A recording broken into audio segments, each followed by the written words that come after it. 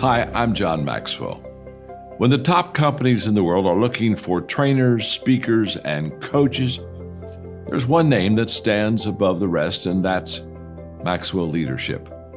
Our certified team members have gotten proven results for companies all over the globe, and our reputation, I'm proud to say, is second to none. Some of our members have risen to the top of their profession, including the one you're going to meet today. I proudly introduce you to my friend Bob Fabian Zinka. Welcome to the Leadership and Success Podcast with your host, Coach BZ, where we help you lead with purpose and succeed with impact. If you're ready to grow into the kind of leader others want to follow, this podcast is for you. If you're determined to elevate your success and leave a lasting legacy, this podcast is for you. As my mentor, Dr. John C. Maxwell reminds us, everything rises and falls on leadership. Our goal is simple: to inspire you, challenge you, and equip you with insights that can transform the trajectory of your leadership journey. Welcome aboard to another episode of the Leadership and Success Podcast with Coach BZ.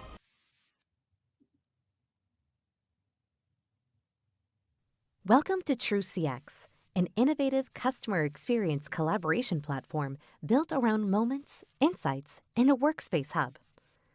truCX addresses the challenge of fragmented customer experience strategies by providing a unified, collaborative platform that enhances decision-making, streamlines operations, and promotes ongoing enhancement at every organizational level.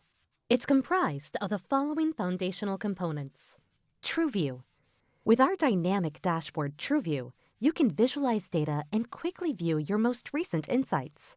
Quickly manage your users and see subscription details at a glance, ensuring everyone is aligned and informed. Download the app. Quickly view top-level insights.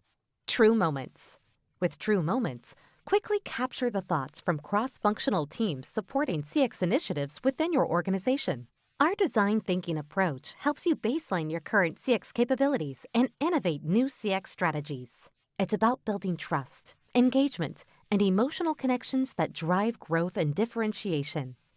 Nurtures trust and authenticity, fosters organizational engagement. True Insights. With True Insights, transform how you utilize data for CX enhancement.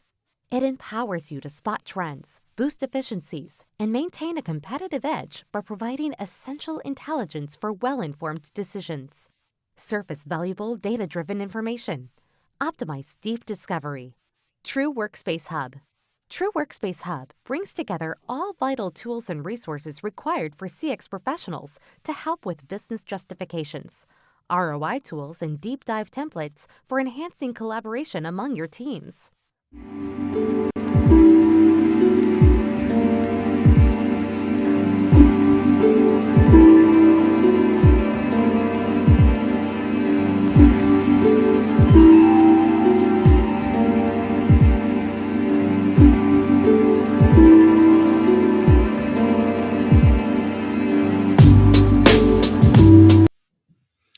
All right, everyone, welcome to another live episode of the Leadership and Success podcast.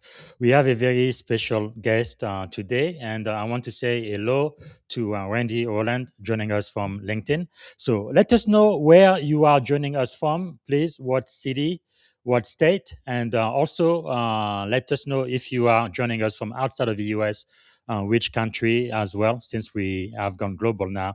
And also, what are you grateful for today? And of course, if you have a question for my guest, please type your question in the comment and we will be answering live. So before I start, as is our custom here, we want to start with what we call a moment of gratitude. This is where we take just a moment every single time we meet, and we just want to be grateful. And you know the drill. If you would maybe close your eyes and put yourself in your happy place.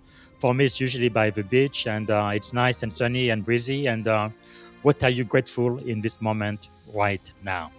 And today, I think I am really grateful. I know America will be celebrating 250 years next month, right? July the 4th, our independence in 1776. And I am so grateful for how far we have come as a country, really celebrating America. And I think one thing that's important is to look at our history objectively. Don't try to create a myth or lie about our past. We are who we are because of where we have been, and we have progressed so much, and there is still much more we need to do. But I'm really, really glad and grateful for where we are today. For example, I am glad I was born in the 70s and not in the 1700s or the 1800s. Being a black man in America back then would not have been fun. So really, really glad for who we are as a country, our core value, what we stand for in the world. It's about freedom, it's about liberty, it's about democracy, and really being this one country in the world that is, how do we call it? Really the no, like our motto says, no, out of many, one, no, e pluribus unum, and I think our diversity is definitely our strength. So again, let us know in the comment what you are grateful for today, and let me see if I can properly introduce our guest today. I am so glad we're going to be speaking to Richard Tarity. He's the founder and CEO and best-selling author, advisor, speaker, and serial entrepreneur with more than 27 years of experience building, scaling, and exiting successful businesses. Again, the founder of truCX. I played the launch video a couple of minutes at the intro of this podcast. Richard really is helping organizations align stakeholder, uncover meaningful insight, and accelerate smarter business decision. He's also the author of a best-selling book, The Intelligence Within. We're going to be talking about that, how smart organizations are breaking free to align, plan, and decide faster in a complex tech world. This is really a book you need to read right here, right now, in the age of artificial intelligence. So, throughout his career, Richard has founded multiple companies, generated millions in revenue, and advised hundreds of organizations and built a reputation for helping leaders focus on what truly matters, creating value before chasing solution. And if you are a founder, a CEO, and Richard might just be the mentor you are seeking. But part of what you're going to be learning today is why many organizations struggle despite having talented people and abundant data. You are also going to learn strategies for leading through complexity and accelerating business outcome. So, without any further ado, ladies and gentlemen, please help me welcome to the Leadership and Success Podcast, the one and only Richard Tarity. Thanks, Coach BZ. Happy to be here. Morning. And I also was born in the 70s, and I'm glad I was born in the 70s. Yeah, can you imagine being born in the age that is not the no, age of artificial intelligence, the way technology is just imploding and taking over pretty much every industry and everything we do? This is quite exciting, isn't it? It is. It's a crazy time. I was telling you just before we started here. You know, we started to build a product 2 years ago, Wow. and we're now having to pivot and start to redevelop in another framework that's Mm, AI driven first, because we already feel like we're behind again. that's I've never seen technology change this fast in my 27 career in the space. yes. It's unbelievable. There's so much opportunity to really do a lot with this type of AI solution. Yeah, and I'm hoping the discussion we are going to have is going to help many members in my audience to be able to really maximize the opportunities they have. And of course, it comes with some challenges as well. And hopefully, we're going to be talking about that too. So, to get started, Richard, what is one thing you are grateful for today? To play on your sentiment, a 250-year-old being alive and free in this country. I mean, Yes. that is like by far my success coach used to lead us in all of our sessions early on and just say, be thankful for being alive and free in America. Yes. So it really sticks with me. And also just right now at this point in time, just having a lot of family and friends that are healthy and thriving. I think that's just another thing that you just have to be really, really grateful for. Yes, and I think one of your friends that is watching us right now is Randy Roland. He says, "Let's go, Richard. Looking forward for a great event." Yeah, I think, like I told you, I think we have about 50 people in common on LinkedIn. So I've invited all of them to watch us live. And again, if you guys have any question for Richard, type it in the comment. We're going to make sure to address them. So, what is something about you, Richard, that most people may not know when they first meet you? What's something about you that's kind of unique? So it took me over 23 years to get my bachelor's of science degree. Wow. Yeah, so I went into a community college, spent a year and a half there, and was really not doing so well. I was really bored. I just wanted to make money. I just wanted to work. That was just kind of the work ethic I've had my whole life. Um, Wow. so I spent a year and a half of my parents' money, not getting the greatest grades. I think I had a 1.7 GPA at the time by the time I left. And they said, you know what, this probably isn't for you right now. And I Mm, said, no, it's not. So I went to work full time for 2 years, third shift at a warehouse. And going through that process, I realized this is also not for me. mm, But it was more about maturity than anything else. I yes. just wasn't ready to take on school, but I didn't really know what I wanted to do. I just wanted to go out and make money. That was kind of my motivation.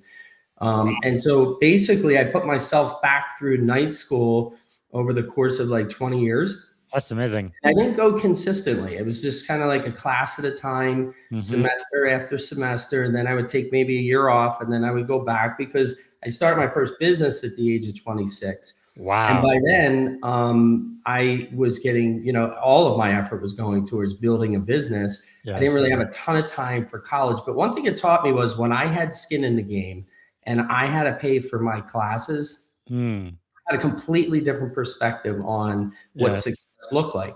And I knew now I had to get an ROI on my investment.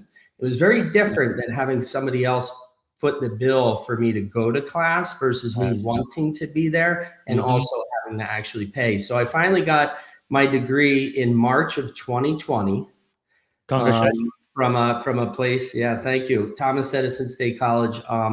And it was, by then it was kind of fun because I had already been through a few exits and built a few companies. Wow. It was just something I had to do. And my kids were all starting to go to college at that time, and I said, I am not going to allow any of you to get your degrees before I do. That's amazing. So Wow. push harder. But at that time, with all of your experience, the professor probably should have let you teach all of the classes. But it's really interesting. You mentioned the word success. How has success changed in your perspective from the time you were like in your early 20s to today? Has your definition of success changed at all? Yeah, I mean, it has, because early on, success feels like, how much money can I make? And how much revenue? And you're really kind of chasing the dollar, you're chasing the profit, you're learning a lot along the way. Hmm. But I think, as you mature, success starts to look like, how successful are the people around me? Am I able to help people build up themselves professionally? How does Yes. that lead into their personal life? You have a different type of appreciation for who you are as a leader when you start getting others to participate in that success and you start Yes. to take some of the selfishness away from just your own success. Mm, So, a lot of times we say to people, what does success look like? Let's say you're going into a new project or a new venture. I always say to people, so just tell me what success looks like. And a lot of times people just stop and go, I don't know yet. and that's okay. That is probably the best answer you can give. But I Yes. think as we go through this as leaders and entrepreneurs, we start to define that before we really launch anything. Mm, And that kind of guides you along with your core values and your mission to really kind of hire people, fire people, build the business, hire clients, fire clients, right? I mhm. mean, that you have to really understand the culture of your business and attract those types of people into the business. And you also want to find those types of buyers as well. Yes. A myth out there that I always talk about is early on, they say, oh, the customer's always right. And I say, no, they're not. They're not always right. Yeah, It's a yeah, bad answer. They're not always right. And sometimes you have to true. fire them because they're just not a good customer.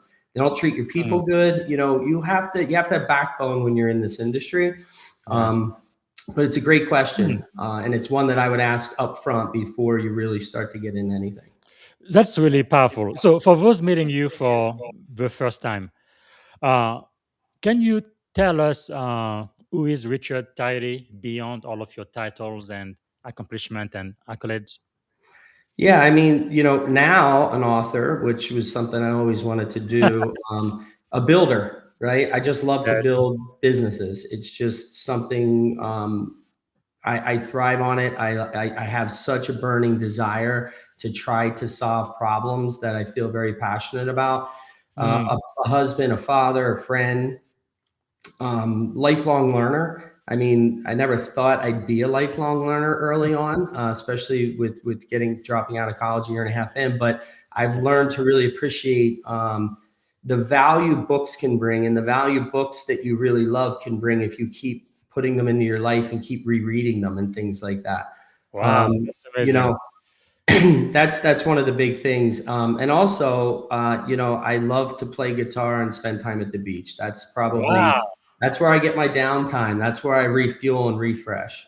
Yeah, that's true because I did see it on your website that you play guitar. I play the piano. How old were you when you started playing guitar? And did you take like formal classes or you just taught yourself how So to it's play? kind of funny. I had taken guitar in the sixth grade, and I went to Wow. Catholic school K through 12. So I had to go over and walk across the parking lot to the convent with my guitar, and I had to bring the guitar on the bus with me as well. That's And I did that for about one semester. And I just thought, I like it, but I'm not really into the songs that we're doing here. It's Mhm. kind of like, not my favorite thing because I wanted to do Van Halen and things like that on Mhm. electric. So I picked it up again in 2012. Wow. And I went out, I hired a music teacher, Jack Gillespie, absolutely fantastic teacher. And he Nice. made me really, really interested in it and taught me in a way that catered to how I learned. It Mm, wasn't like, hey, learn these chords. It was more like, let's start playing a song and mhm. you can fumble along the way, Yes. but within a few weeks, you'll have that song. And that Wow. was the way I wanted to do it. I had prior to that taken a lesson locally at a music store, just a retail store. And when I went in for the first two sessions, it was nothing but writing down chords in a book. And we didn't even play on the guitar. And I thought, why are we not getting hands on with the guitar? Yeah. I Yeah. don't want to write stuff down. This is so boring. Wow. And maybe it was above my head. I don't know. But when I found Jack, I never stopped. I That's play as really often as I can. No, that is really great because music has always been part of my life. I was like 7 years old when initially my father forced me to, but then I really got into it. Now, one thing interesting you said, even now you see yourself as a builder. I know I'm being an entrepreneur. That's not for everybody. You have to be a special type of person, I think, to persist and keep going through with the innovation and all of that. But for the member of in my audience who are interested in becoming an entrepreneur, what is it about building businesses that excites you the most? Um, the thrill of what's to come, Mm, right? It's just you're chasing a dream, but it's now a dream with a deadline, wow. right? So it just motivates you differently because hopefully you're trying to solve a problem and Hmm. people want to take advantage of the solution that you're building out or the service Yes. offering that you're building out. but the build part of it is just so exciting because it's the Mm, thrill of like the unknown. Is this thing really going to succeed? yes. Did we really figure out how to solve a problem or provide value back to a customer? I think with a lot of entrepreneurs, they have great ideas, but a Yes. lot of times they don't understand how to monetize it and get it into buyers' hands. A lot of companies struggle with the sales part, top of the Yes. funnel, how to build the funnel, how to get it in front of people, how to audition it, how to demo it, how to price it. Yes. And so, early on, those things were all things that, I struggled with too, but you get much better at that Mm, as you mature as a business leader. And so the thrill of just that part of it, that hunt part of it, the early yes. upfront, and really getting the satisfaction of seeing people use the service, get on the platform, Mm. it's the greatest feeling, ever. Cause that you really solve something here. You're creating value. That is really quite insightful. And I think the last statistic I saw, it was like five, I believe, out of eight new venture end up failing. So for the few people who decide to get on this journey with you, you've had a lot of successful exit. Again, congratulations. You are a very successful serial entrepreneur. And now you even becoming a coach to so many other Mhm. entrepreneurs as well. What do you think, what does it take to not give up? Because I know eventually you are going to get challenged and you're going to be tempted to just stop on your idea and go do something else. What is it in you that made you just keep going and keep Yeah, it's Napoleon Hill is one of my favorite yeah, authors, and think and he go wrote rich. Yeah. Think and Grow Rich, right? It's the first book I ever got when I started my professional career at the age of 24, my first sales role after I worked at that Wow. warehouse. My sales coach, who I still talk to today for, over 27 years now, we've had a great friendship. He gave me a book called Think and Grow Rich, which I still have today. I actually keep it in my office, and it's got pen marks in it, dog ears in it. It's got Yeah. things that are highlighted. I go back to that book every year, and there's one word in that book that's repeated 85 times. I Mm. Is actually that, had to ask ChatGPT because I always feel like I mess up when I try to count it and highlight it. let me And the guess, is word that is desire? desire. Yeah, It's yeah. desire. That's it, Coach Beasy. I mean, it's desire. If you don't have a burning desire in what you're doing, shouldn't be doing it. Yeah. Should Yeah. not be doing it. For people who've been following this podcast for a while, they know Think and Grow Rich. It's actually a book I have to read every single Yep. year. It's It's really awesome. life changing. But wow, yeah, because I think everybody really goes through adversity, but right, it's what you do as you go through it that really determine the difference, Totally. doesn't it? Yeah, and I think, we're going to go through adversity in life. I mean, that's just the way life works, right? That's life. Yes.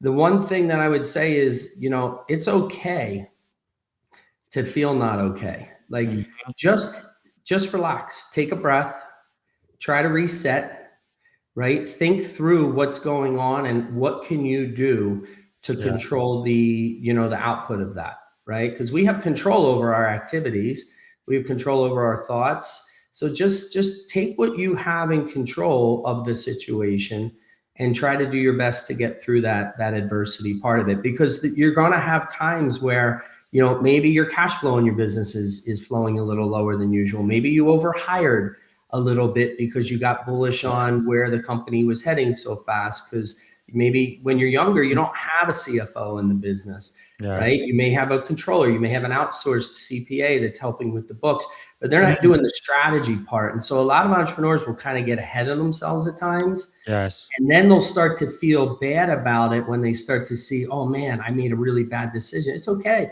Mm, Make a different decision. yes. Pivot. Wow.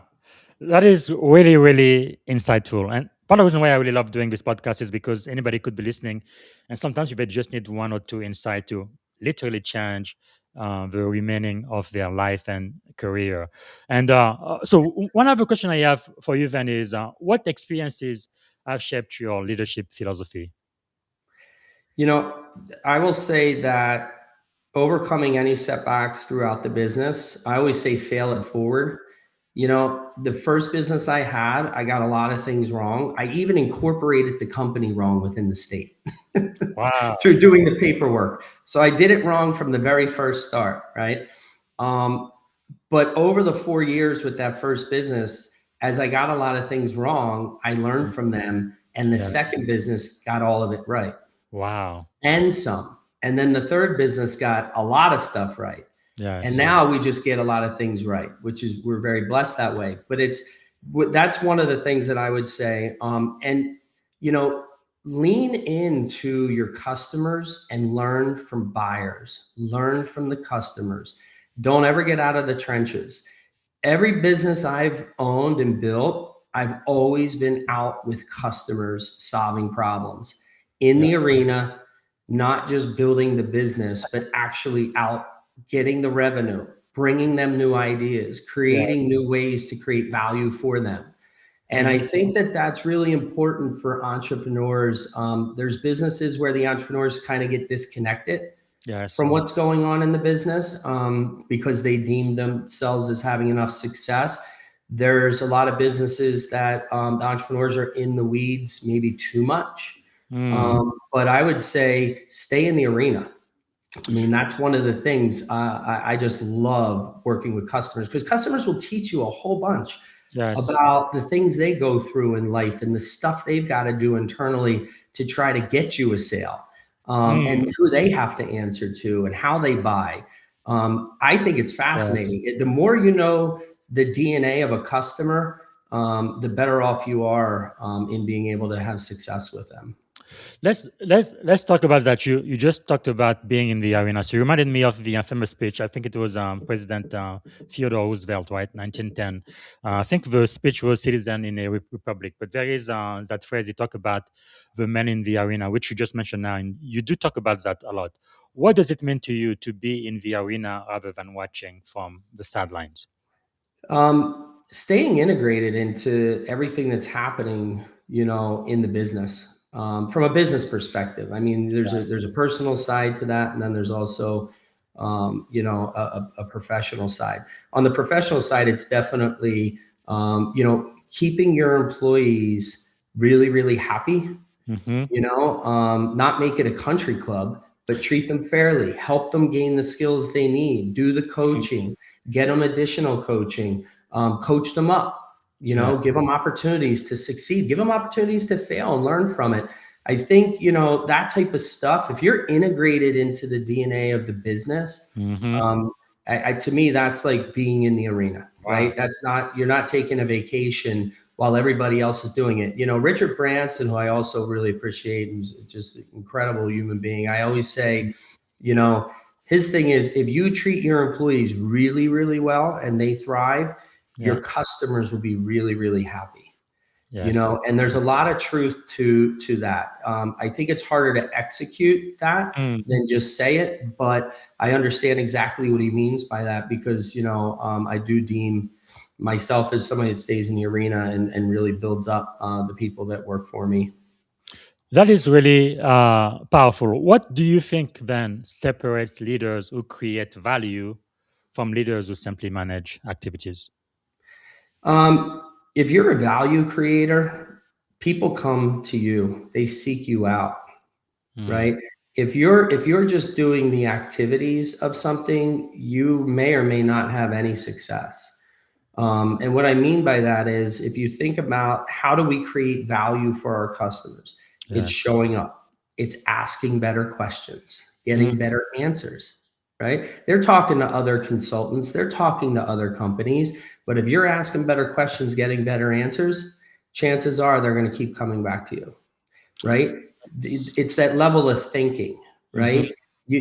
There's a lot of the CIOs I talk to are like, if you don't add value to me personally and help me grow in my role, Yes. I can't hang out with you, right? Mm. It's just, I might like you, but I can't hang out with you because I have to be adding value back to my business. Therefore, it's a transfer of value that goes through that process. Mm. And I think, that's the big thing when it comes to, creating value, in my opinion. That is really quite insightful. And with all of the experience you've had, what do you think are maybe a couple of mistakes many new entrepreneurs make when they're trying to start on this journey?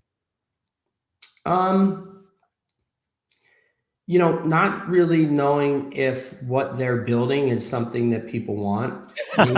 Maybe not doing Yeah. enough of the upfront, Q&A. Mm-hmm. Before you go all in on something, it's really good to go out to your network, Yes. people former customers, existing customers, family members, and just ask questions that will help shape what you're trying to do, the offering, the service, the Yes. product.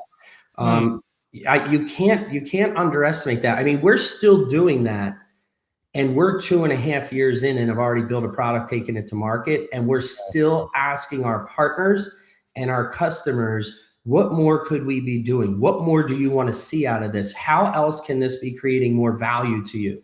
Mm-hmm. And we just don't stop, because that's really what creates the product vision and the roadmap for where we're headed.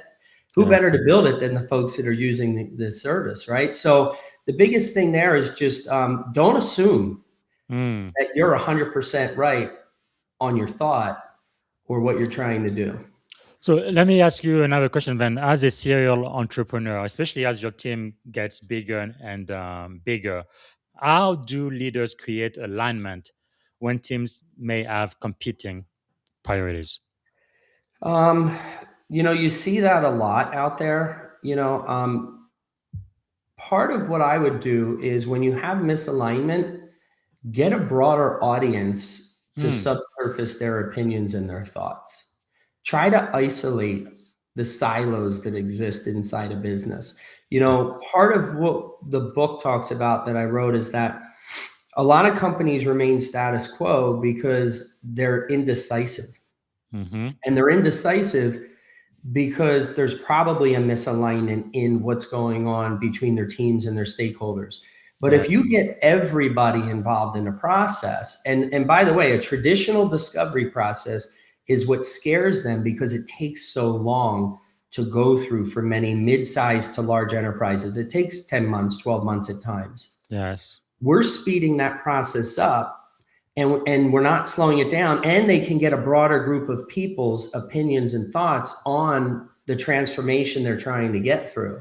Yes. And that's the beauty of it, is we can get it done in days and weeks versus Wow. months, and if you go out to a larger audience, then all of a sudden consensus starts to build.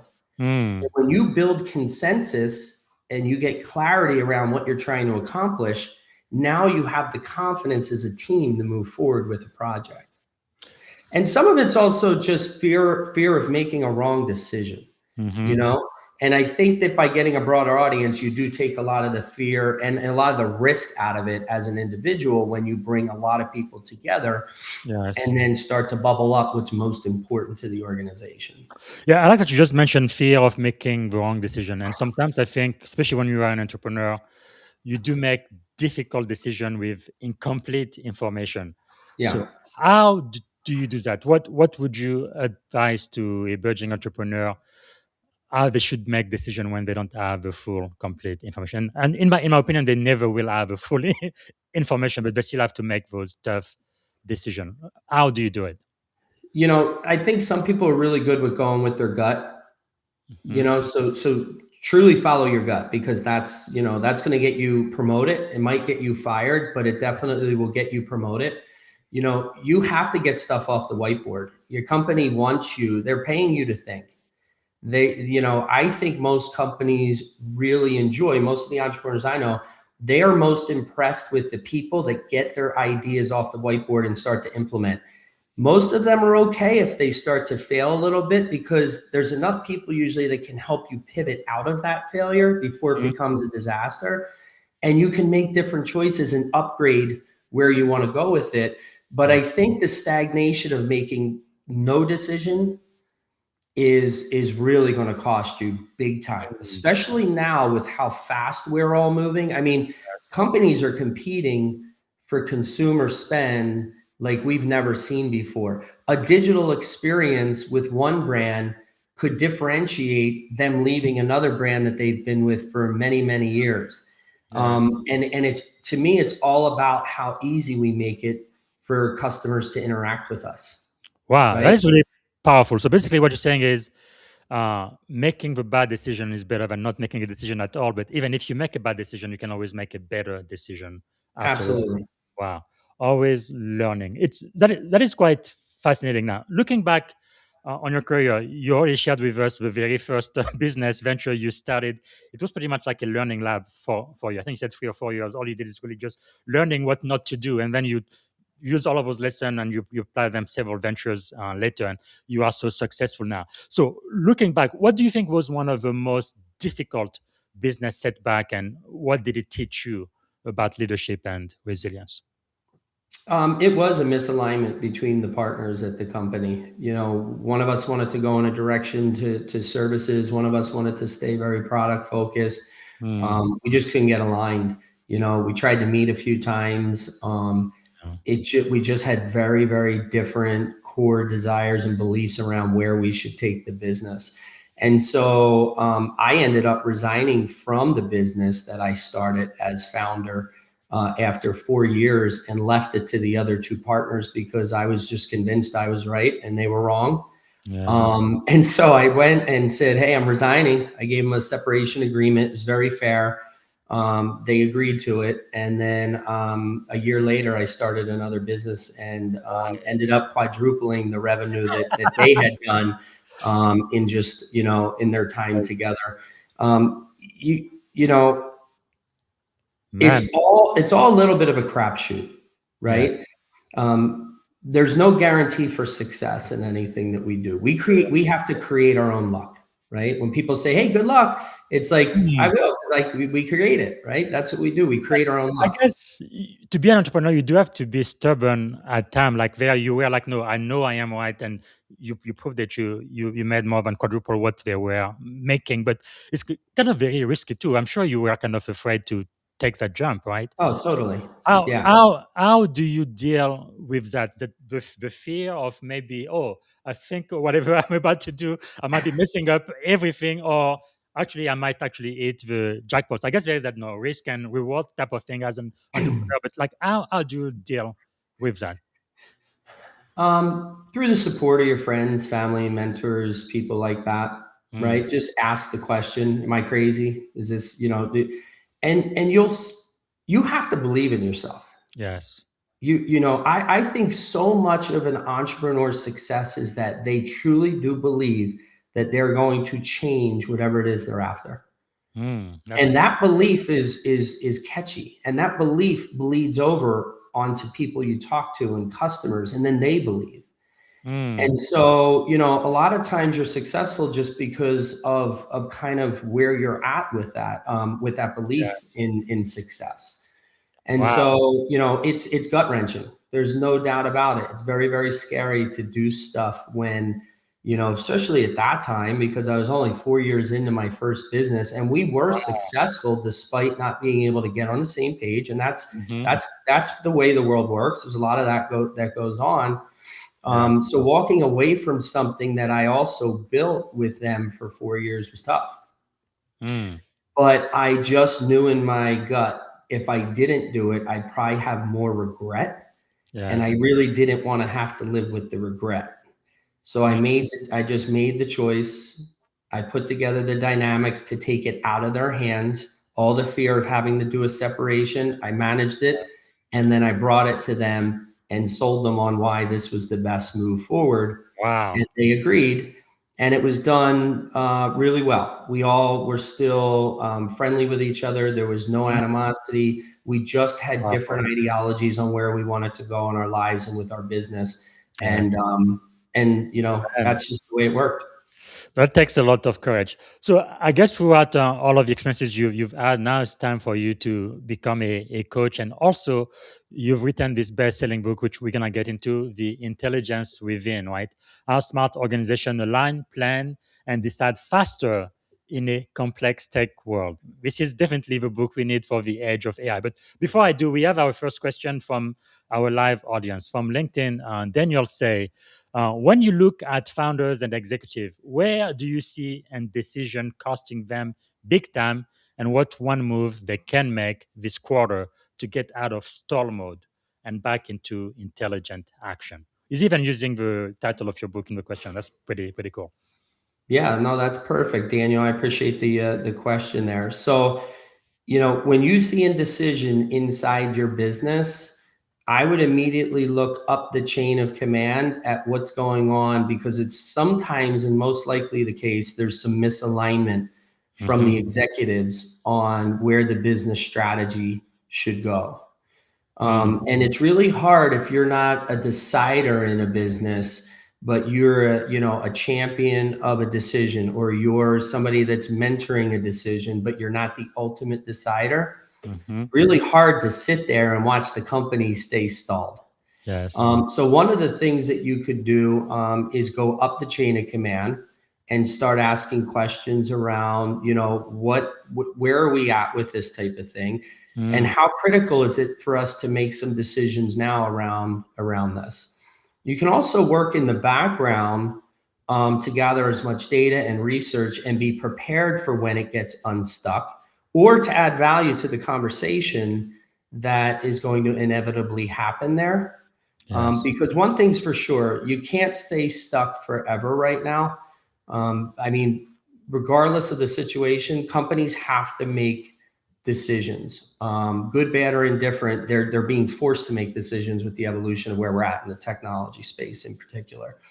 So just a few things I would look for is the misalignment, and maybe team up with a few folks that are also ambassadors of wanting to see the change. Because one of the things that happens is, when people within the organization come together, it makes it hard even for an ultimate decider to block changes going on when all of the people want to initiate the change and are behind the change. It gets really hard. And that leader, if not the CEO, then you have a real problem. If it's the CEO and the founder, you have a problem. But if it's not the CEO and the founder, those folks will inevitably start to see that there's bottlenecks within the chain of command. And they will value the fact that people are still trying to do the right thing and make the changes needed to advance the business. Wow. Okay. So let me ask you then, why did this book have to be written, The Intelligence Within? So it really mirrors a lot of what we've built at truCX, but a lot of the foundation that's in there is also just the approach and the methodology that I have as a coach and as an entrepreneur. I spent, and I'm considered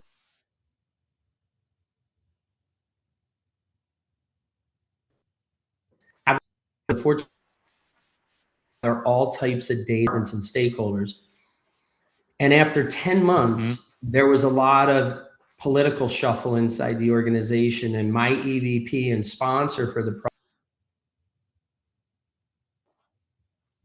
the challenge with that is that when that person was let go, I had to, sit there and say, man, 10 months of work. How do we speed this process up? It's just taking all of us too long. It's taking Deloitte and Accenture and McKinsey and all types of consultants, smaller consultants and boutique consultants. It just takes us too long to get through discovery process with our clients to gather requirements for a project. So we built a platform that allows us now to do it in days and weeks with teams. And regardless of the size of the teams, you could have 80 people, 100 people, 200 people going through a process at the same time. And it's time boxed and it produces all types of insights. And back to Daniel's question, it starts to remove indecision and status quo and fear, because you're casting the net big enough that everybody's involved in that process. Yes. And the one thing we've learned is that rather than making decisions and pushing technology on your users at your business, if you get people involved in the actual decision, they'll adopt the change faster. They felt like they were a part of the decision. They feel empowered to take on that transformation. And that's what you need to have success inside the business from a tool standpoint and a platform standpoint.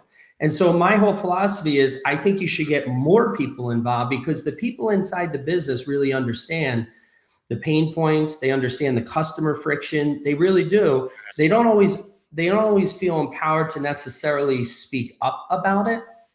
But this process allows us to start breaking down silos and fiefdoms inside businesses so that the business can start moving forward faster and accelerating decisions quicker around any type of transformation that they're doing. That's really powerful. But let's go back to the title, Intelligence Within. What did you mean by that? Um, Tapping into the people. It's an inside tapping into the people's thought Yes. process, really getting after interviewing your own folks, getting them through process, engaging them to go through what we call journeys or gamified journeys that allow them, we educate them along the way on what's available, what's possible. And then they get to score their organization on where they're at. I mean, that intelligence within is really the internal intelligence. This isn't an external voice of customer type program. This is, let's get after all the people internally and really make sure that we're getting into that tribal knowledge that exists out there, right? Let's tap into that first. Let's get ourselves straight on what we're trying to accomplish. Let's get organized before we go out into the marketplace and try to figure out who can help us solve the problem from a supplier standpoint. Before you go out and get demoed to death for the next 6 months or 8 months, go in with bird in hand, requirements in hand, and say, hey, we went through a process internally. This is our requirements, and now start bringing in the different types of Amazon or Microsoft or Zoom and others to help you address the problem. But with the requirements you have, you're in a much better place of negotiation and getting to see what you want through there. And it just shrinks that entire process down. I really like that. And again, the book we're talking about is The Intelligence Within by Richard Tarity. Actually, based on what you just said, the next question I have then, you do argue in the book that many organizations, they don't really understand what they need before they actually start pursuing solutions. Yeah. Why is this such a common problem, though? It's some of it's just know-how, right? And the time it takes to really understand what's available in the marketplace. Companies that are trying to go through a transformation, what we see a lot of times when they say, hey, we had a failed project, we start to go back to, okay, so was there a consultant involved? What did you do internally? How did you bring people together to get through a discovery process? And a lot of times what you find is all they did was make a decision to buy new technology, but repeat the same old workflows, the same old diagrams. Everything that they were doing today, they reprogrammed into a new technology. Yes. And so nothing really changed. There was really no innovation through the project. They didn't think about all the things that were possible beyond where they're at today. And so you have to get through that process first, right? What's the art of the possible first? Then adhere everybody else to, from a supplier standpoint, force the suppliers to come back and actually have to do what you want them to do. It's not about what they can do from a product set. It's about what do you want to do first. Now, they might not be able to meet all of your needs, but at least they know, and you know where the gaps are. And if you can live with those gaps, then you've got yourself a successful partnership. But that's really what we're talking about there. That's really powerful. It reminds me of the difference, right, between just symptoms and then the root causes. So how can leaders distinguish the two? Keep asking why until the real issue becomes clear. Wow, I like that. Wow, powerful. Keep asking why until the real issue becomes clear. So you do discuss discovery as a discipline, right, rather than just one event. Yeah. Extend that concept to my audience, please. So discovery to me is not a one-time thing. It's not a one-time project. It's not a single point in time. Discovery to me should be an ongoing, continuous improvement process.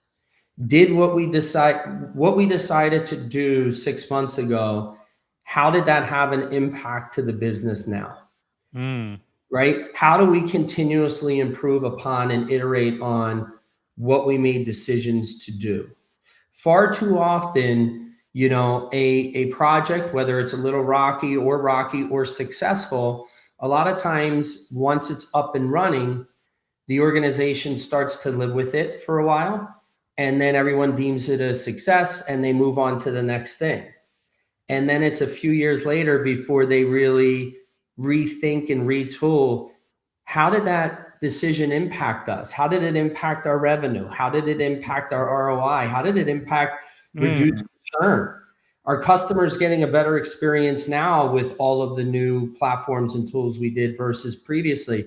Yes. So that's really the biggest difference there. Is it's around this notion of continuous improvement, trending and comparison, right? Which we do on our platform. It's all about trending and comparison. Like, go back and take credit for making that decision and asking for the money, and show that you made the right decision, right? Yeah. And also identify new opportunities that can arise and where you can continue to implement change. Those are the organizations winning now. I mean, Amazon, if you just look at them as one company, the iterations and the amount of technology and the decision that goes on a regular basis is just, it's amazing.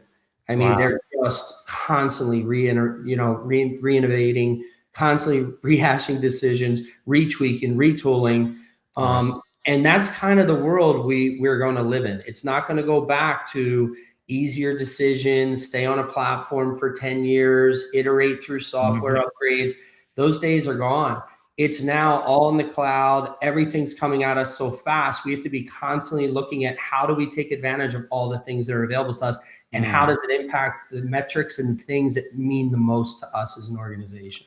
That's really powerful, because I think one consistent theme or string I see throughout your book and what you just said is really, I think, that curiosity as a company. Even Amazon, they are no longer a startup, they're really, really big now. But even so, they still have that startup mentality, it seems. Yes. So what role does curiosity play in organizational intelligence? So from the book standpoint, Mm-hmm. Organizational intelligence, I mean, we've seen for years in going into businesses and consulting and interviewing and doing all this, people won't always necessarily speak up, but have really, really, really good ideas. You got to get downstream a little bit, right? So for an example, in a call center, generally the decision sits with the chief experience officer, the CIO, CTO, and maybe the operational lead. Those are kind of the general ultimate deciders. Yes. Then you go down into the director level, and then you get down into the supervisor level. But when you get out on the call center floor, you're meeting with agents, you're living inside their cube with them and really understanding what's happening on the day-to-day basis, how customer orders are getting processed, how orders are getting delivered, the friction points, everything, right? Yes. You really get to know what's happening. That's the organizational intelligence. That's where we want to really dig in as we're going through a process, because the folks up top, while in those roles, and they're very important, they're not down in the weeds understanding exactly what's going on every day. They're looking at reports, but reports are always put together in a way that allow you to see things for what they are, but doesn't mean it's actually what's happening. Yes. Right? They might not be in the trenches really understanding what they can do to better impact the experience for the employee, as well as also for the customer. So that's that organizational intelligence, is get deeper, deeper, and deeper inside the organization. I really, really like that. I mean, as leaders, you still need to know your business. And I think, again, everybody needs to get a copy of a book. It's available everywhere books are sold. We are talking about the intelligence within. Okay, so let me ask you this. For a CEO or an executive listening to you right now, after reading your book, if they could implement one and only one lesson immediately, what would you recommend they do? Invest more time understanding problems before selecting solutions. Right? That's the number one thing, is really understanding the problems that exist before you try to solve them. Yes. Right? We're in the instant gratification world of, I want to solve the problem immediately, but a lot of folks don't really understand the root cause of the problem before Yes. they go after the remedy. So simple yet so powerful. So, what chapter of a book challenged your own thinking while writing it? So the part that I found pretty fascinating, the thing that I wanted to get across to people is the area of paradox of choice. Hmm. It's in I believe chapter 3. And so the paradox of choice really talks about simple, right? You ever hear this keep it simple, stupid kind of a Yeah. thing? There's so much to the KISS principle, and I compare the paradox of choice is we have to make it simple and we can go much further. If Yes. we create complexity, then it's going to be tougher, right? There's just going to be complexity. And I compare it to, like, do you ever go to like a diner Yeah. and they give you the menu and it's 6 pages long, and the waitress comes over and you're like, we're not ready yet. And Yes. then they come back a second time. We'll just have waters. We're not ready yet. Yes. Yeah. There's 6 pages of options. And now you don't know if you want breakfast, lunch, dinner, Yeah. dessert. You're just Yeah. all over the place. But if you go in there and there's a one sheet of paper and there's 8 options, you're Hmm. ready to order. Yeah, yeah, so true. So Because I remember the first time I came to California, we have In and Out here. Basically, they only have 4, 5, 6 on the menu. That's it. So that's easy it. to make a decision. It helps get people off go so much faster. Yes. And Wow. I think that principle still applies. And it's called the paradox of choice. It's just something that's been out there for a while. Fantastic. Okay. The last question I have for you for the book, actually, before I ask you, is that is there a question about your book I should have asked you? I didn't get a chance to ask. Anything from your book you wanted to share with my audience? No, I mean, for any leader that's out there that wants to really kind of understand the problem context as we see it, around stalled decisioning, status quo, fear Mhm. of making decisions, risk factors, things like that. There's 4 chapters of how to kind of bust through some of those challenges you might be having.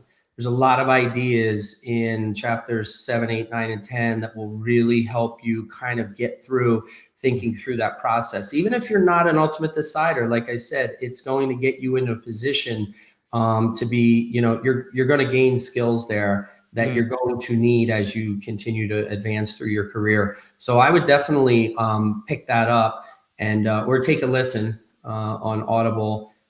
But I think there's a lot of cool tips in there that we gave that just kind of cut right through the clutter and get right to the point. Yeah, and another thing I love is your books available not just as a paperback version, but you have digital version and Audible too, which is really good because more and more now, most of my books are all digital. Either I am listening to them or reading them on my phone. So, Yeah. for all of the feedback you've received so far, what feedback from readers has impacted you the most? The folks that just kind of comment either in the review or have reached out, or folks that have read it that I know and have come back and said, hey, thanks for kind of breaking this down the way you did.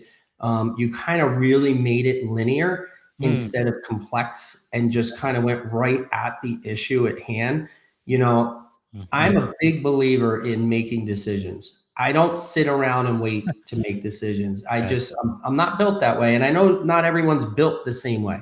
But Mhm, I think the book will help people that generally are a little more cautious or wait a little longer to make a decision.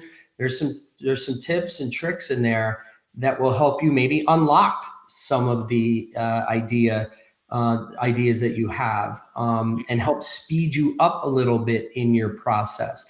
You know, we're in the age of now speed, right? yes. Speed is our new currency. I mean, that is what where we're at right now, especially in the technology side of the business and transformational side of the business. So Mm, um, I just love getting the feedback from people like, hey, it really helped me on this problem I'm having right now. Hey, yeah. this really hit the mark with something that I'm dealing with right now with one of my VPs, or and I'm happy to collaborate, with them on anything. I'm easy to get a hold of. If people want to reach out and set up a little one-on-one, they can do it right through richardtarity.com. But that's probably it, Coach, is really the big thing there. Yes, and people can follow you on LinkedIn, Tarity, and then can go to your website, richardtarity.com, and where they can also follow you or even hire you to help them with their business venture, which is really great. And of course, we already said that we want everybody to please consider purchasing a copy of your best-selling book. Now, as we come to a close, we have about 5 minutes left. I want to end with what I call l- lightning round. So I'm going to ask you a question. Don't take too long to think. Kind of rapid fire. First thing that comes to your mind. So let's start with, what is one of the best leadership book you've ever read? Think and Grow Rich. Yeah, Think and Go Rich. That's really a classic. That's for sure. Okay. Another one is your your business hero, and why is he or she your business hero? Um, I would probably say I would say Napoleon Hill, but I already mentioned his book. But I'll probably say Bruce Morrow, who has just been a friend and a success coach for me for over 27 years. Took a chance on me as a kid when the owner of the company said, I don't think he'd be good at sales. Bruce said, if you don't hire him, I will. And so then the owner got jealous and hired me. Wow. Bruce had a big impact. That's amazing. One word that defines great leadership. Teacher. What is one of the most important habit for entrepreneurs? Focus. Okay, one thing leaders should start doing tomorrow. Get it off the whiteboard. Okay, one thing they should stop doing. Talking too much. All right. So as we end, let me ask you this: how do you want people to remember Richard Tarity, like 5, 10, 15 years from now? Leader, somebody that gave back to his employees, his associates, somebody that gave people the opportunity to grow at Mm, all times, somebody that invested in them. Um, Great husband, great father, great family member, somebody that mm. really challenged the status quo in life, both personally and professionally. Wow, that is so powerful. And also, I noticed that it's not about me, myself, and I, but it's about your family, your community, your employer, your partners, and everybody else. That's really true influence. That is true leadership. So, as we close, I always like to leave our audience with something meaningful. So, if you would please imagine Coach Richards that a founder, entrepreneur, military leader, or cybersecurity executive, or aspiring leader. Those are people who not only listen to my show, they're listening right now and they are facing uncertainty, especially now in the age of artificial intelligence, complexity, and difficult decision. What is one piece of advice you would give them to help them lead with confidence, create meaningful value, like we've talked about, and build something that matters? I would say don't wait for certainty to act. And I Mm, would say the leaders who create the most value aren't the ones with all the answers right now. They're the ones who yes. can make informed decisions, learn quickly, and adapt faster than anyone else. And confidence doesn't come from knowing the future, it comes from the courage it takes to take the next step. Mm.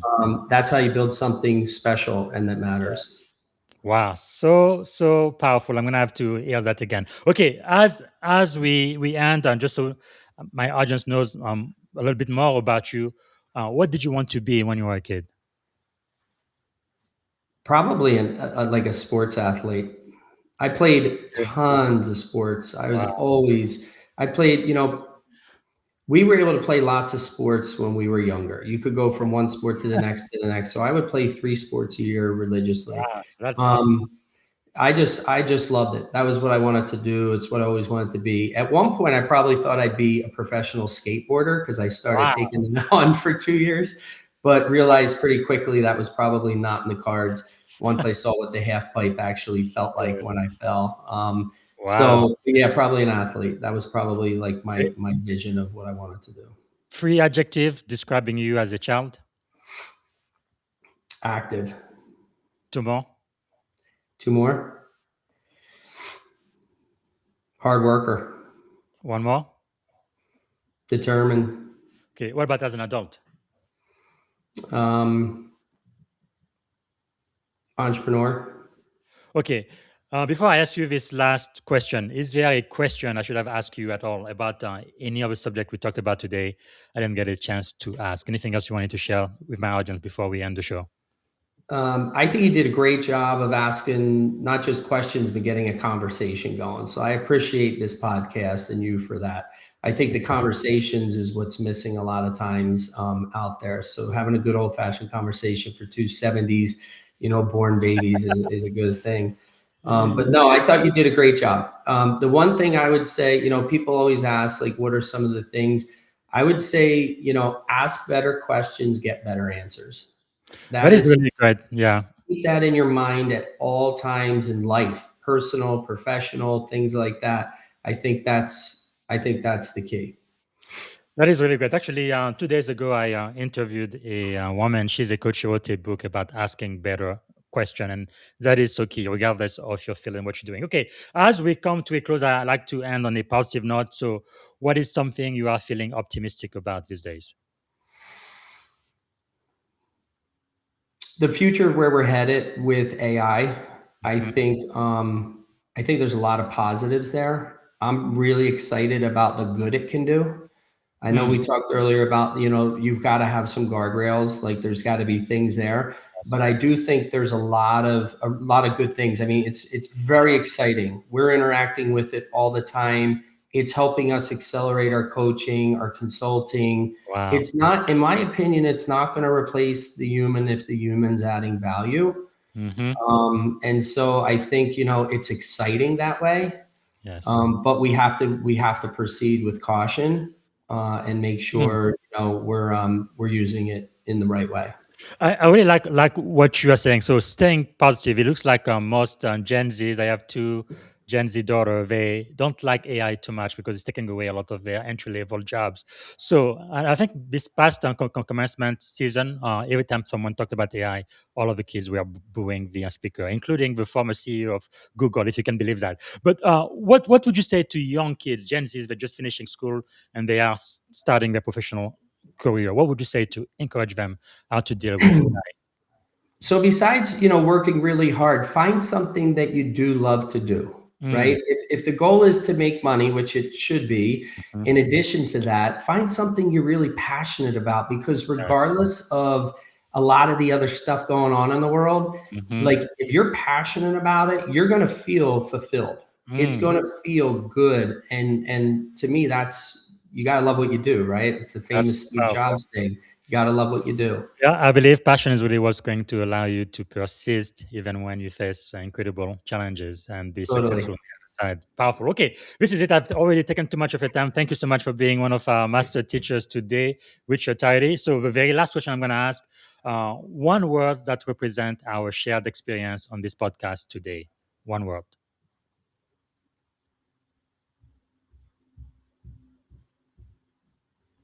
Educational.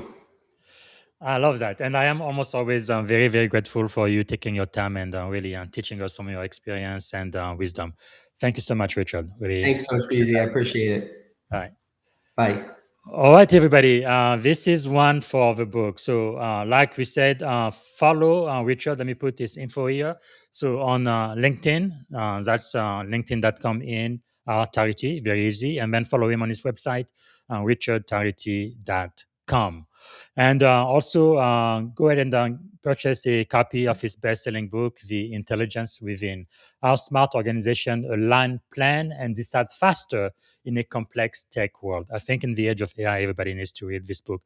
It's also been added to the digital bookshelf for the podcast. Okay, so that's all I have for today. I should have another guest more. I will let you know on LinkedIn who our mystery guest is. And as we finish, as you know, we like to celebrate Black History year now, not just month, because we felt like in February it's only 28 days, is the shortest month in the year, so we wanted to do it every single day. So for the two things today, one is today is the 11th, right? June the 11th. So we're going to be talking about June the 11th, 1963. Vivian Malone and James Wood, they integrated the University of Alabama in Tuscaloosa. As you know, the University of Alabama, that is my alma mater.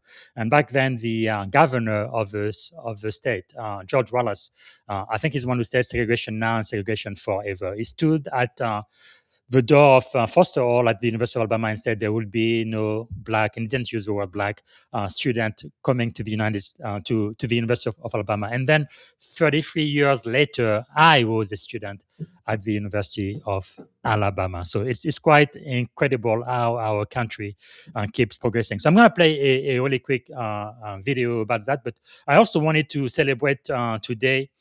It actually happened. It was confirmed on June the 9th, 2020, but I think he's an American hero. I am talking about the very first African American service chief in the U.S. military history. He was the chief of staff of the U.S. Air Force. That's General Charlie Q. Brown, General CQ Brown. And we are going to play a short video about this extraordinary man. And he ended up also becoming the second African American chairman of the Joint Chief of Staff, right after my mentor, General Colin Powell. So, really terrific life. So, I'm going to play two quick videos about that. Thank you for watching the show. And again, I hope to see you tomorrow for our next episode. Bye for now.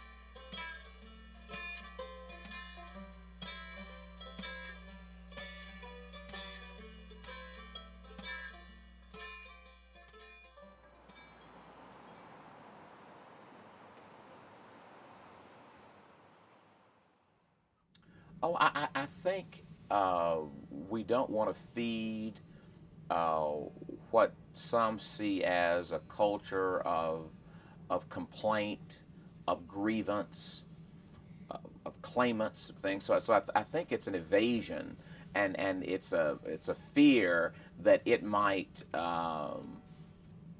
give rise to some debt that we don't want to pay, some injustice that we still might have some obligation to correct.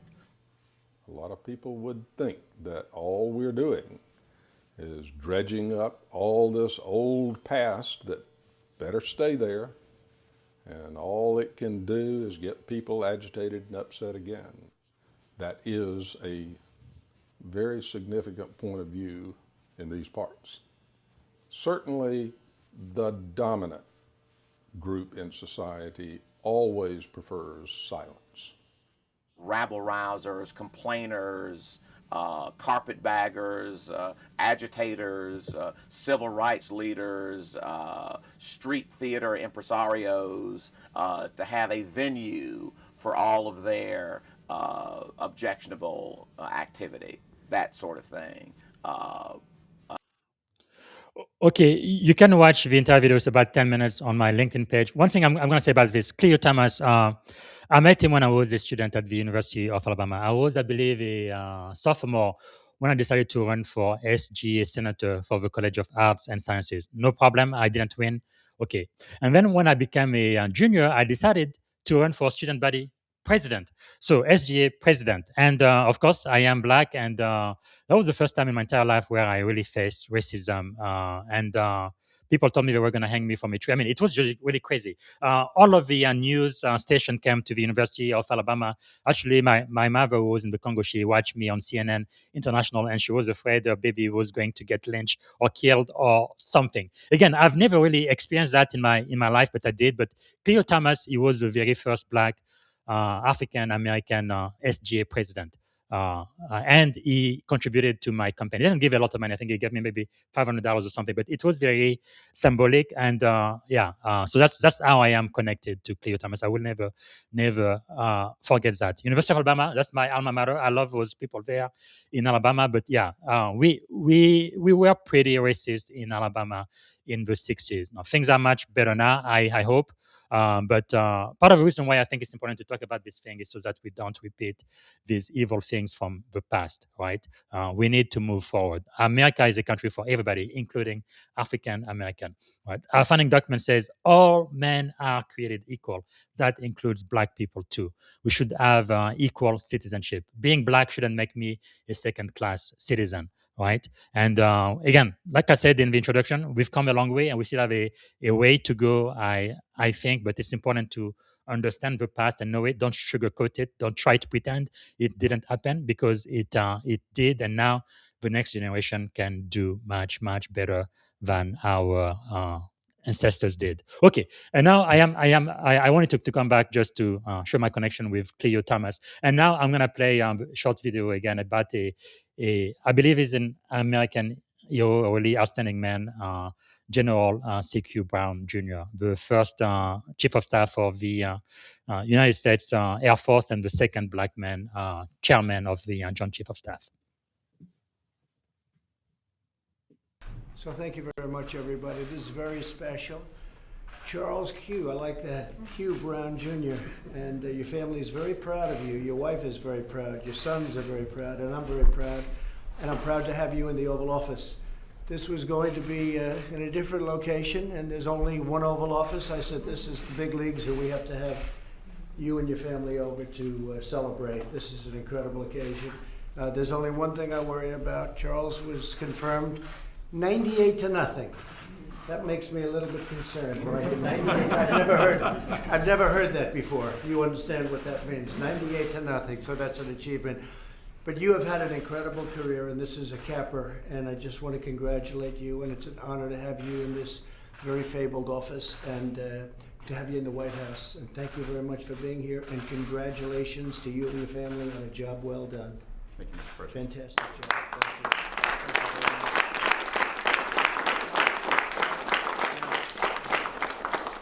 Well, would you like to say something, Charles? Well, first of all, appreciate the honor to be back in the Oval Office. It was back on January 15th, I remember it well, when I came in here for my interview. And I appreciate the trust and confidence from you, the Vice President, Secretary Esper, Secretary Barrett, General Goldfein, and the rest of the Air Force leadership.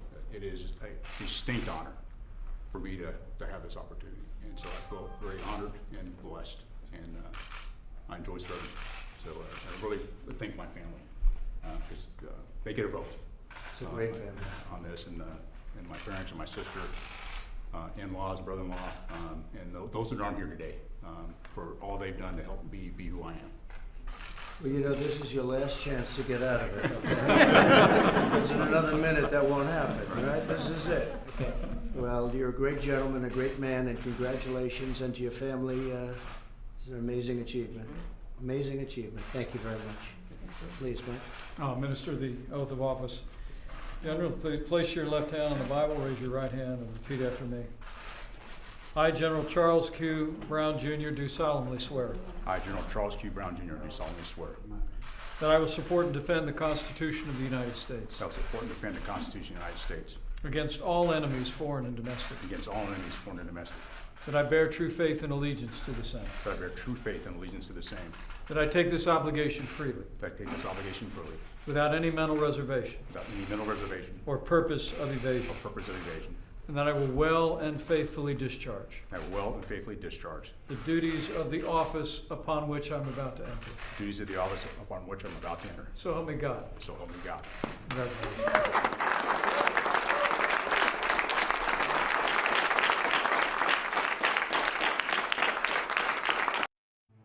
Thank you for tuning in to the Leadership and Success Podcast with your host, Coach BZ.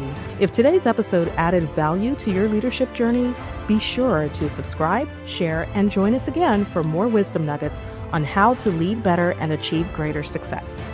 Remember, leadership is the most critical skill of our time. The world will always need leaders to inspire others, drive innovation, and execute meaningful strategy. So why not count yourself among the bold leaders shaping the 21st century? Until next time, stay inspired, stay committed, and keep leading with excellence.